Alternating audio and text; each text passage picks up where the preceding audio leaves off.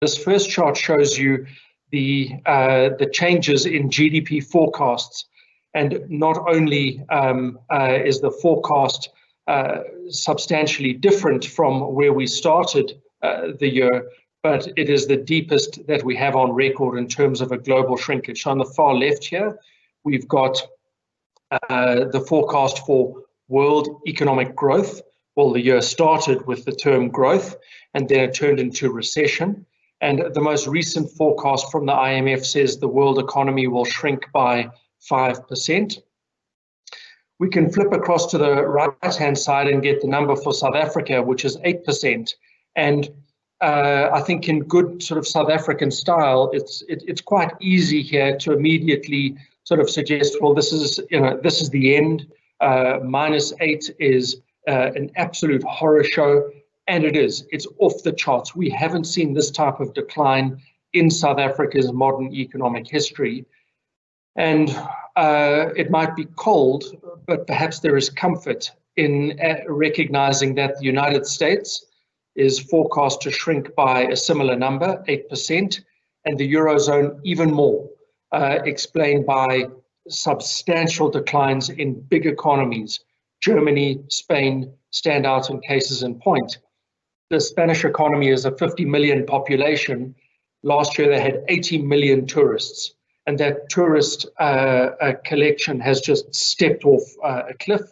And Germany, exports make up 45% of the economy, and you'll know what's happened to export performance with the collapse in world trade.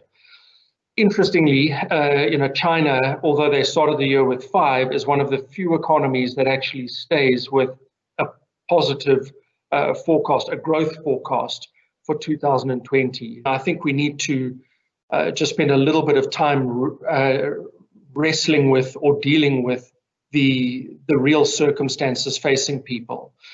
So when you talk about an economy that's going to shrink 8%, that's an abstract number. What on earth does 8% decline mean? And I'm going to share with you, just a couple of grabs off social media, which talk about what this slowdown might mean. The 80% falls in revenue for small businesses. Research that was done at the consumer level found that as many as 2 in 10 people had lost their jobs within the first, 1 in 10 people had lost their jobs within the first 3 weeks of lockdown.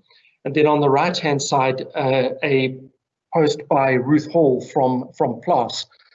Ruth Hall estimates that as many as 5 million people in South Africa, 10% of the population, will lose their livelihood. Now, admittedly, from a statistical perspective, this number is just not going to be captured because those 5 million are informal. They work in the grey economy. They aren't captured by formal statistics. It doesn't change the fact that 5 million people in the country have lost their livelihood. And that 5 million number corresponds with evidence that we've seen coming from economies as diverse as the United States through to India, where in the United States, 30 million jobs lost, that's 10% of the population. In India, about 130 million jobs. That is about 10% of the population. So South Africa's 5 million jobs, representing approximately 10% of the population, resonates or corresponds with that global data.